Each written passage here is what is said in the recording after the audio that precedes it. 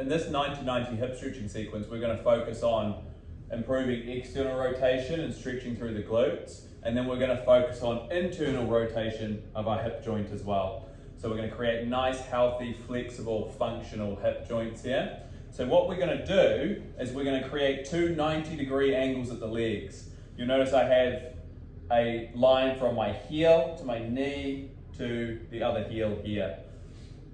We don't want to be too short, doesn't really work. Likewise, don't want to be too long, just sharp 90-degree angles as best you can there. So from there, we've got a lead side, which we're already naturally being pushed towards. With this lead side, we're going to focus on the external rotation of our hip, and we're really going to stretch into our glutes and our piriformis area.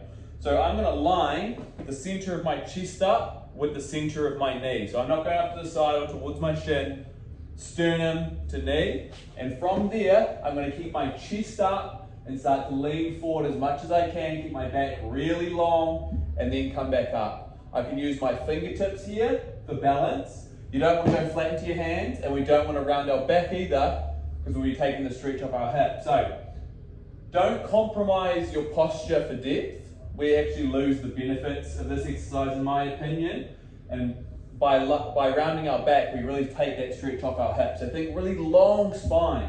Really lengthen that back out as much as you can. By keeping that back flat, you'll actually start to get more depth and more movement out of that hip rather than just flopping down in position. The other thing I would say about this stretch in terms of the glute portion here is try and, over time, try to take those hands out of it. So use your fingertips for support, but then build the strength up and the mobility there by pushing off of that leg, creating the balance and hip mobility. Having the strength to match the flexibility in that area is going to be tremendously beneficial for your hips.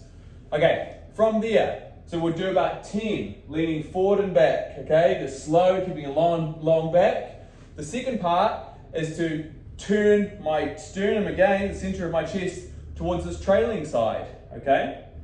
So from here, I've turned my chest, and I'm also trying to sit onto that rear side as much as I can. Now, if we've got tight internal rotation in this rear side, you'll already feel like a semi-cramping sensation as you start to squash this side.